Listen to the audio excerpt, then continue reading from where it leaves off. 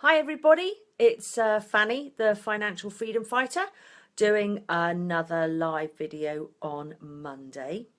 And I thought about what we could talk about tonight, or what I could talk about to you without going on for hours and hours, just literally taking a few moments of your time. And I came up with, and I've had to write it down, I've came up with the Monday money mindset moment.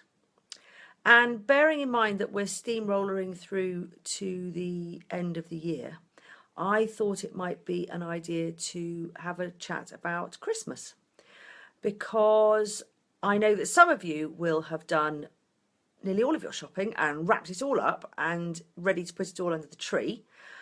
But lots of you, including myself, won't have even started yet or just got a few bits. And I thought it would be really worth just sitting down for a minute and taking a deep breath and thinking, okay, Christmas, what does it mean? What does it mean to my wallet? How am I going to approach it as far as my cash is concerned? And just take a moment to think about what we really need to do, because if you're anything like I have been in the past, it's really easy just to go, oh, I'll just buy that, and then I'll just buy that, and then I'll just buy that, and then I'll just buy that. Excuse the phone, sorry, that's the plumbing and heating phone. And I don't know what situation you're in at the moment. You might be absolutely fine, but you might be I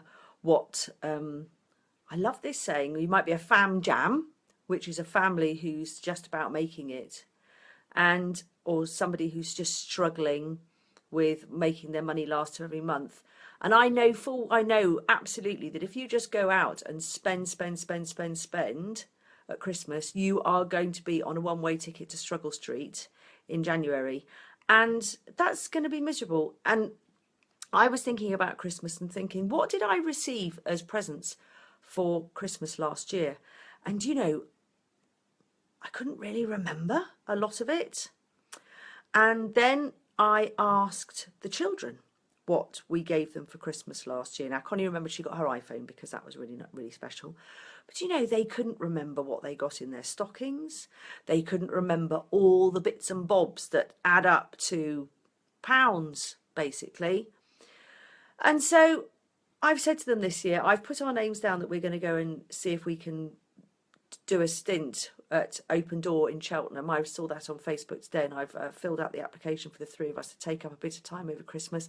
And I've said to them, this year we just had a new kitchen and a new decking. I'm not going to spend the earth. And they're absolutely fine with it.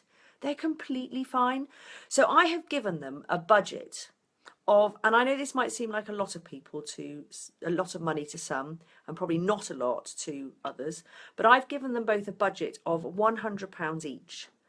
And I have said to them, go off, and I'm not going to give you money. I refuse to give you money. Go and write a list of what you would like, and I'd like the list by sort of around the beginning of December, and I will buy you those presents so that you could have those on Christmas Day.